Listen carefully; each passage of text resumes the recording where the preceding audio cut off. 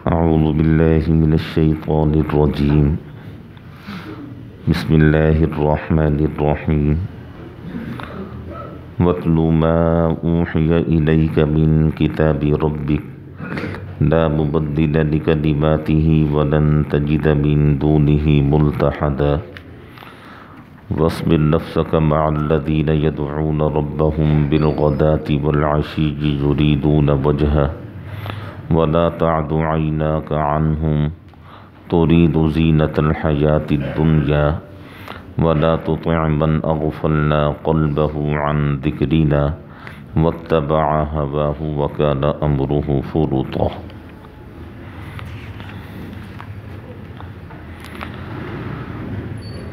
سورہ کہف کی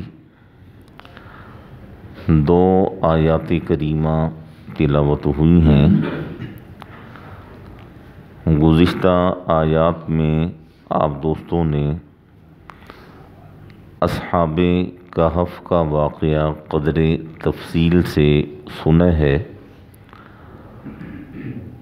اور اس میں یہ تفصیل بھی کل آپ دوستوں کے سامنے آ گئی ہے کہ اصحاب کہف اپنی غار میں کتنی مدت آرام فرما رہے ہیں۔ تو اس کے بارے میں اللہ جل شانہ نے آیت کریمہ نازل فرمائی، 300 سنین وازدادوا 9 کہ 300 سال اور 9 سال اوپر، یعنی 309 سال تک وہ اپنی قبر میں، وہ اپنی غار میں آرام فرما رہے ہیں۔ اب جو آیت کریمہ تلاوت ہوئی ہے، وَاتْلُ مَا أُوحِيَ إِلَيْكَ مِن كِتَابِ رَبِّكَ، بہت توجہ سے سنیے گا۔ اللہ جل شانہ فرماتے ہیں کہ ہم نے کتاب کا جو حصہ آپ پر وحی کیا ہے، یعنی آپ پر نازل ہوا ہے، اتلو، اسے آپ پڑھیں، بار بار پڑھیں، لوگوں کو سنائیں، اپنی تبلیغ کا حق ادا کریں۔ لا مبدل لکلماتہ، اللہ کا کلام ایسا نہیں ہے کہ کبھی کچھ ہو اور کبھی کچھ ہو۔ اللہ کے کلام کو دنیا کی کوئی طاقت تبدیل نہیں کر سکتی ہے۔ لا مبدل لکلماتہ، اللہ کے کلام میں کوئی شخص ہیر پھیر نہیں کر سکتا ہے۔ اللہ کے کلام میں کوئی شخص اونچ نیچ کا مظاہرہ نہیں کر سکتا ہے۔ بس اللہ نے جو کلام اتار دیا ہے، اور خاص طور پر اصحاب کہف کے بارے میں بس یہی لوگوں کو پڑھ کر آپ سنائیں، اور اس سے 1 انچ بھی آگے پیچھے نہ ہوں۔ وَلَن تَجِدَ مِن دُونِهِ مُلْتَحَدًا، اللہ کی ذات کے علاوہ کس سے آپ جائے پناہ چاہیں گے؟ اللہ کی ذات کے علاوہ کوئی پناہ دینے والا نہیں ہے۔ دیکھیں یہ کتنا زبردست آیت کا حصہ ہے۔ اسی آیت کے ایک چھوٹے سے حصے کو سمجھ لیا جائے تو ہمارا عقیدہ بہترین عقیدہ بن سکتا ہے۔ اللہ کی ذات کے علاوہ کوئی کسی کو پناہ دے سکتا ہے؟ نہیں دے سکتا۔ اللہ کی ذات کے علاوہ کوئی کسی کی تکلیف، بیماری، دکھ کو دور کر سکتا ہے؟ نہیں کر سکتا۔ اللہ کی ذات کے علاوہ کوئی کسی کی حاجت روائی کر سکتا ہے؟ نہیں کر سکتا۔ اللہ کی ذات کے علاوہ کوئی کسی کی مشکل کشائی کر سکتا ہے؟ نہیں کر سکتا۔ اللہ کی ذات کے علاوہ کوئی کسی کی اولاد دے سکتا ہے؟ نہیں دے سکتا۔ عزت اور ذلت کے خزانوں کا مالک اللہ ہے۔ وہ جس کے بارے میں چاہتا ہے عزتوں سے نواز دیتا ہے، اور جس کے بارے میں چاہتا ہے عزت ہوتے ہوئے اسے ذلیل و خوار کر کے رکھ دیتا ہے۔ وَلَن تَجِدَ مِن دُونِهِ مُلْتَحَدًا، اس اللہ کی ذات کے علاوہ لوگوں کوئی جائے پناہ نہیں ہے، کوئی ٹھکانہ نہیں ہے۔ اسی اللہ کی ذات کی طرف پناہ چاہو۔ اور پھر یہ جو دوسری آیت کریمہ تلاوت ہوئی ہے، یہ تو بڑا زبردست مفہوم رکھتی ہے یہ جو دوسری آیت کریمہ جو ابھی آپ سنیں گے، اللہ جل شانہ نے فرمایا وَاصْبِرْ نَفْسَكَ مَعَ الَّذِينَ يَدْعُونَ رَبَّهُمْ بِالْغَدَاةِ وَالْعَشِيِّ يُرِيدُونَ وَجْهَهُ، اے ہمارے حبیب اپنے آپ کو بس ان لوگوں کے ساتھ رکھیں جو صبح اور شام اللہ کا ذکر کرتے ہیں، یریدون وجہ، اور ان کی چاہت یہ ہے کہ ہم اپنے رب کی رضا کو تلاش کر لیں، ہم اپنے رب کی رضا کو پا لیں۔ اور آگے پتہ آیت کا کیا حصہ ہے؟ وَلَا تَعْدُ عَيْنَاكَ عَنْهُمْ، عین عربی زبان میں کہتے ہیں آنکھ کو، وَلَا تَعْدُ عَيْنَاكَ عَنْهُمْ، کسی لمحے آپ کی نگاہیں ان سے نہ ہٹنے پائیں۔ کن سے؟ وہ لوگ جو صبح اور شام اللہ کی عبادت کرتے ہیں، وہ لوگ جو صبح اور شام اللہ کا ذکر کرتے ہیں، وہ لوگ جو مفلوق الحال ہیں، وہ لوگ جو غریب ہیں، وہ لوگ جن کے تن پر ڈھنگ کا لباس نہیں ہے، وہ لوگ جو عبادت اور ریاضت کر کے ایسی حالت کو پہنچ چکے ہیں کہ دیکھنے والے انہیں مردہ کہتے ہیں، آپ نے ان لوگوں کا ساتھ نہیں چھوڑنا، آپ نے انہی لوگوں میں اٹھنا اور بیٹھنا ہے، آپ نے انہی لوگوں کو گلے لگانا ہے، آپ نے انہی لوگوں کو اپنے قریب کرنا ہے، آپ نے انہی لوگوں کو اہمیت دینی ہے۔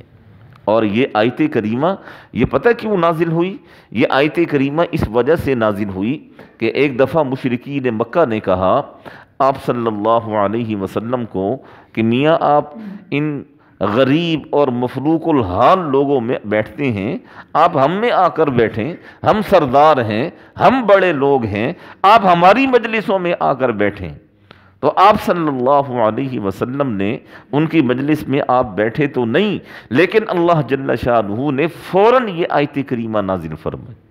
اور ایک اور جگہ پر آیت کریمہ وَلَا تَطْرُدِ الَّذِينَ يَدْعُونَ رَبَّهُمْ بِالْغَدَاةِ وَالْعَشِيِّ يُرِيدُونَ وَجْهَهُ، وہ بھی یہی مفہوم رکھتی ہے کہ ان غریب لوگوں کو کبھی مت چھوڑیے گا۔ آپ صلی اللہ علیہ وسلم نے ایک موقع پر فرمایا کہ یہ دین غرباء میں آیا ہے، غریبوں میں رہے گا، اور قیامت کی صبح تک یہ دین غریبوں میں رہے گا۔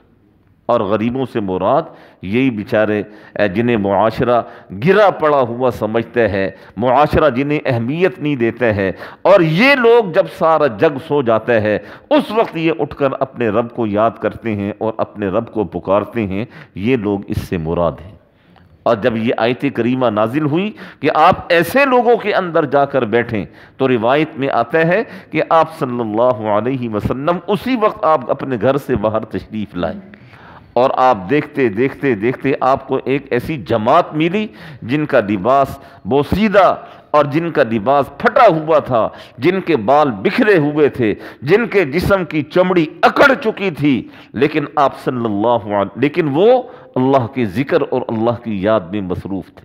آپ صلی اللہ علیہ وسلم نے فرمایا میں اللہ کی ذات کا شکر ادا کرتا ہوں جس اللہ نے میری امت میں ایسے لوگوں کو پیدا کیا ہے جو لوگ یدعون ربہم بالغداۃ والعشی، صبح اور شام اپنے رب کو یاد کرتے ہیں، اور یہ یاد کرنا یہ دکھلاوے کے لیے نہیں ہے، یریدون وجہ، وہ اپنے رب کی رضا کو چاہتے ہیں، وہ اپنے رب کی رضا کو چاہتے ہیں، وہ اپنے رب کی خوشی کی تلاش میں ہیں اور اپنے رب کو راضی کرنے کے پیچھے ہیں، وہ اس لیے ان کی یہ حالت ہو چکی ہے۔ یہ پڑھیں نا آپ سیرت کی کتابیں، اور سیرت کی کتابوں میں آپ کو یہ ملے گا اصحاب صفہ۔ یہ کون تھے اصحاب صفہ؟ جو لوگ حج عمرہ کرنے کے لیے جاتے ہیں وہاں اب بھی وہ چبوترا بنا ہوا ہے جہاں یہ اصحاب صفہ رہا کرتے تھے، اور ان کی مختلف زمانوں میں تعداد کم زیادہ ہوتی رہتی تھی، 40 50 60 70 80 100 200 سے بھی اوپر ان کی تعداد گئی ہے۔ یہ سارے مفلوق الحال لوگ تھے، اور یہ سب اپنا سب کچھ چھوڑ چھاڑ کے اللہ کے رسول کے پاس آئے تھے، اور آپ صلی اللہ علیہ وسلم سے سیکھنے کے لیے آئے تھے، اور آپ صلی اللہ علیہ وسلم ان سے حد درجہ محبت فرمایا کرتے تھے۔ وہ واقعہ ہے نا حضرت ابو ہریرہ رضی اللہ عنہ کا کہ بھوک کی وجہ سے مجھے غشی کے دورے پڑ رہے تھے، تو آپ صلی اللہ علیہ وسلم کے پاس ایک پیالہ دودھ کا آیا، تو آپ نے کیا فرمایا؟ آپ نے فرمایا ابو ہریرہ جاؤ اہل صفہ کو بلا لاؤ، یہ اہل صفہ کون؟ یہ وہی غریب الحال مفلوق الحال قسم کے لوگ، اور اس وقت ان کی تعداد 70 کے قریب تھی۔ تو اللہ جل شانہ نے فرمایا کہ آپ نے انہی لوگوں میں بیٹھنا ہے۔ آخری پارے میں ایک سورت ہے جسے سورہ عبس کہا جاتا ہے۔ سورہ عبس کا جو شان نزول ہے وہ بھی کچھ اسی قسم کا ہے کہ آپ صلی اللہ، دیکھیں نبی جو ہوتے ہیں نا، نبی اپنی امت کے بارے میں بڑا حریص ہوا کرتا ہے۔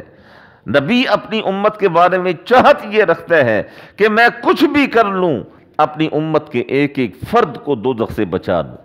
تو مشرکین مکہ نے ایک دفعہ کہا کہ آپ ہمارے پاس آئیں، ہماری مجلس میں آئیں، وہاں بیٹھ کے ہم بات کرتے ہیں۔ تو آپ صلی اللہ علیہ وسلم اس نیت سے تشریف لے گئے کہ ممکن ہے بات کرنے اور سننے کی وجہ سے ان میں سے کوئی بھی شرک سے توبہ طائب ہو جائے اور موحد بن جائے اور اللہ کی توحید کا اقرار اور اعلان کر دے۔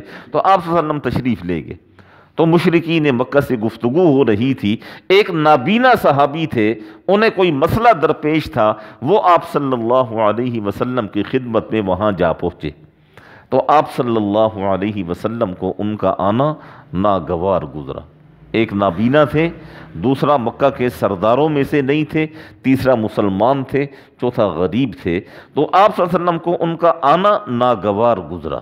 تو اللہ جل شانہ نے فوراً قرآن مجید میں سورت کو نازل فرمایا، عبس وتولی، آپ کے ماتھے پر بل آ گئے، آپ نے تیوری چڑھا دی، ان جاءہ الاعمی، کہ ایک نابینا آدمی آپ کے پاس آیا ہے کچھ پوچھنے کے لیے۔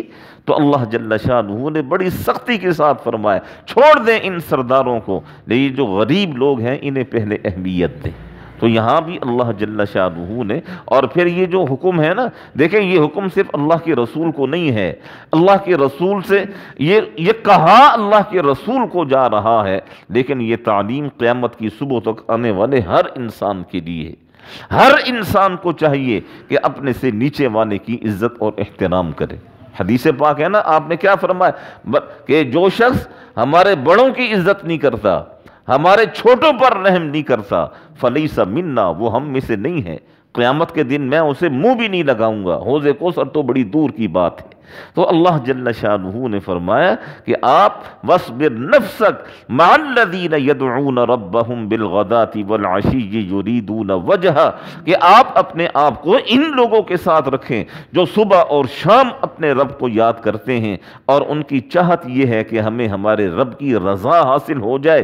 وَلَا تَعْدُ عَيْنَاكَ عَنْهُمْ، اور آپ کی نگاہیں ان سے نہ ہٹنے پائیں۔ اور دیکھیں، خیال کیجئے گا، تُرِيدُ زِينَةَ الْحَيَاةِ الدنیا، کہیں ایسا نہ ہو کہ ان سرداروں کی دولت کی چمک دمک یہ آپ کو متاثر نہ کر دے اور آپ ان کی طرف جھکاؤ نہ کر بیٹھیں۔ بہت محتاط رہیے گا۔ ترید زینت الحیات الدنیا، اگر آپ نے ایسا کیا تو آپ بھی دنیا کو طلب کرنے والوں میں سے ہو جائیں گے، ایسا مت کیجئے گا۔ ولا تطع من اغفلنا قلبہ عن ذکرنا، اور کبھی بھی ایسے شخص کا اتباع مت کیجئے گا جس کا دل ہمارے ذکر سے غافل ہو۔ اور پھر فرمایا واتبع ہوا، جو اپنی خواہشات کے پیچھے چل رہا ہو، وکان امرہ فرطا، جس کا معاملہ حد سے زیادہ آگے بڑھ گیا ہو، کبھی بھی اس کی پیروی مت کیجیے گا، کبھی بھی اس کا اتباع مت کیجیے گا، کبھی بھی اس کے پیچھے مت چلیے گا۔ نبی تو کسی کے پیچھے چلنے کے لیے نہیں آتے ہیں، نبی کے پیچھے تو امتیں چلتی ہیں۔ تو یہ تو اللہ کے رسول کو کہا گیا، لیکن یہ سنوایا آپ کی امت کو گیا۔ آپ کی امت سے کہا گیا کہ دیکھنا، کبھی بھی اپنے دلی جھکاؤ ایسے لوگوں کی طرف مت رکھنا جو غافل ہیں، جو دنیا پرست ہیں، جو اپنے رب کو بھول چکے، جو آخرت کو بھول چکے، جو اپنے رب کی تعلیمات کو بھول چکے، جو اپنے رب کے قرآن کو بھول چکے۔ کبھی بھی ان لوگوں کو اہمیت مت دینا۔ اہمیت ان لوگوں کو دینا بالغداۃ والعشی، جو صبح اور شام اپنے رب کی عبادت کرتے ہیں، جو صبح اور شام اپنے رب کو پکارتے ہیں۔ ہمارے لیے تو آپ لوگ ہی سب کچھ ہیں، خدا کی قسم، جو اپنا گرم بستر چھوڑ کر ٹھنڈے پانی سے وضو کر کے آپ یہاں تشریف فرما ہیں، ہمارے لیے تو سب سے زیادہ قیمتی آپ لوگ ہیں۔ اور وہ لوگ جو مردار ہوئے پڑے ہیں، جو بالکل حیا کی ساری حدوں کو کراس کر چکے ہیں، جنہیں ذرا بھی احساس نہیں ہے کہ ہم کتنا بڑا حکم اپنے رب کا توڑ رہے ہیں۔ سورج سر پہ آ جاتا ہے اور جانوروں کی طرح مردار ہو کر پڑے رہتے ہیں۔ اللہ ہی ان لوگوں کو ہدایت دے، ہم ایسے لوگوں سے بیزار ہیں۔ اور یاد رکھیے گا، یہ آیات یہ آپ صلی اللہ علیہ وسلم پر نازل تو ہوئی ہیں، لیکن یہ جو احکامات، یہ جو حکم ہے، یہ امت کے لیے ہے، اور یہ امت کو یہ سبق دیا جا رہا ہے کہ دنیا کے پیچھے کبھی بھی مت بھاگیے گا۔ اور آج دیکھیں نا، آج ہم میں سے ہر آدمی پیسہ پیسہ پیسہ، مال مال مال، دولت دولت دولت، خوار ہو گیا خدا کی قسم، نہ دولت آئی نہ پیسہ ہاتھ آیا۔ اور جن کے پاس 2-4 ٹکے آ جاتے ہیں، ان کی گردن سے سریہ ہی نہیں نکلتا ہے، اور وہ سریہ اسی وقت نکلتا ہے جب موت کا کوڑا ان کے اوپر پڑتا ہے یا بیماریاں آ کر جکڑ لیتی ہیں۔ وہی پیسہ جو غریب مانگ مانگ کے تھک گئے، یہ نہیں دیتے تھے، وہی پیسہ ہزاروں لاکھوں کے حساب سے ڈاکٹروں کو دیتے ہیں۔ اگر غریبوں کو دے تو کبھی بھی یہ پیسہ ڈاکٹروں کو دینے کی نوبت نہیں آئے گی۔ یہ اللہ کا ایک نظام ہے۔ تو اللہ جل شانہ نے فرمایا وَلَا تُطِعْ مَنْ أَغْفَلْنَا قَلْبَهُ عَنْ ذِكْرِنَا، کبھی بھی ایسے شخص کا اتباع مت کیجیے گا جس کا دل ہماری یاد سے غافل ہو۔ وَاتَّبَعَ هَوَاهُ، جو اپنی خواہشات کے پیچھے چل رہا ہو۔ وَكَانَ أَمْرُهُ فُرُوطًا، جو ساری حدیں کراس کر گیا ہو۔ ایسے ناشکر انسان کے پیچھے، ایسے بھٹکے ہوئے انسان کے پیچھے، ایسے گمراہ انسان کے پیچھے اپنی آخرت کو برباد مت کیجیے۔ میں ہمیشہ ایک چیز کہتا ہوں، اور اب بھی میں نے کہی ہے، میں دوبارہ کہہ دیتا ہوں، اس دنیا میں سب کچھ نا، وہ پیسہ ہی سب کچھ نہیں ہے اس دنیا میں۔ اور جتنا آپ پیسہ پیسہ کریں گے، خدا کی قسم اتنی خواری وہ مقدر میں لکھی جائے گی۔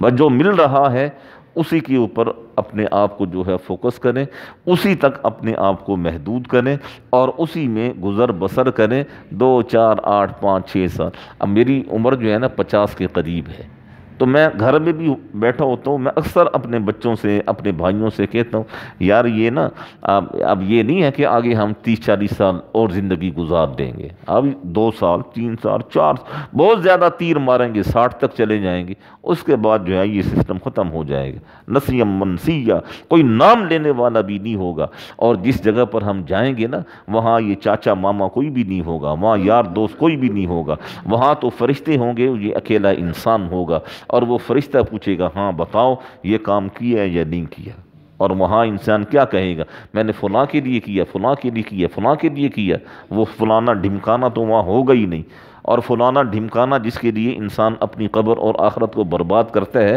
وہ تو آپ کے مرنے کے بعد پتہ نہیں کبھی آپ کی قبر پر آ کر آپ کے لیے فاتحہ بھی پڑے گا یا نہیں۔ تو اس لیے آپ کی اپنی زندگی ہے، آپ کا اپنا جسم ہے، اس زندگی کو، اس جسم کو اس طریقے سے گزاریں کہ مرنے کے بعد اس جسم کو کسی قسم کی کوئی تکلیف نہ پہنچے، مرنے کے بعد یہ جسم راحت، آرام اور سکون کے ساتھ رہے۔ دعا فرمائیں اللہ جل شانہ ہم سب کو صحیح معنی میں سمجھنے کی، عمل کرنے کی توفیق نصیب فرمائے۔